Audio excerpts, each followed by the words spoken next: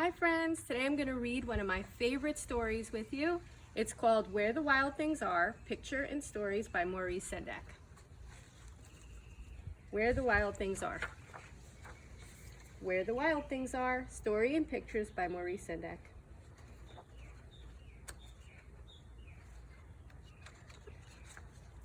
The night Max wore his wolf suit and made mischief of one kind and another,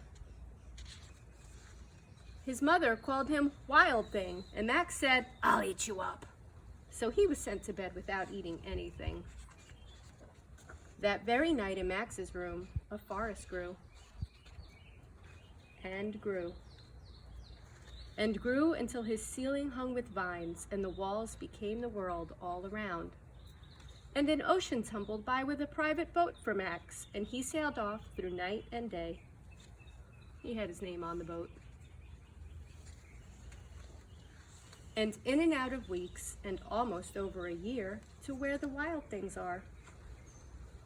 And when he came to the place where the wild things are, they roared their terrible roars, and they gnashed their terrible teeth, and they rolled their terrible eyes, and they showed their terrible claws, until Max said, "Be still," and tamed them with the magic trick of staring into all their yellow eyes without blinking once. And they were frightened, and they called him the most wild thing of all, and made him king of all wild things.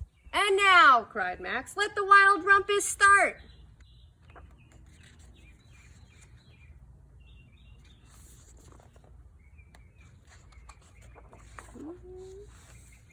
Looks like a wild rumpus to me. There are no words, just pictures of their wild rumpus. "Now stop," Max said, and sent the wild things off to bed without their supper. And Max, the king of all wild things, was lonely, and he wanted to be where someone loved him best of all.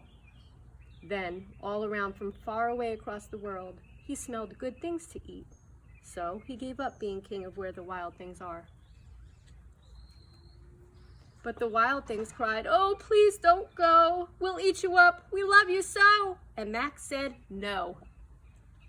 The wild things roared their terrible roars and gnashed their terrible teeth and rolled their terrible eyes and showed their terrible claws. But Max stepped into his private boat and waved goodbye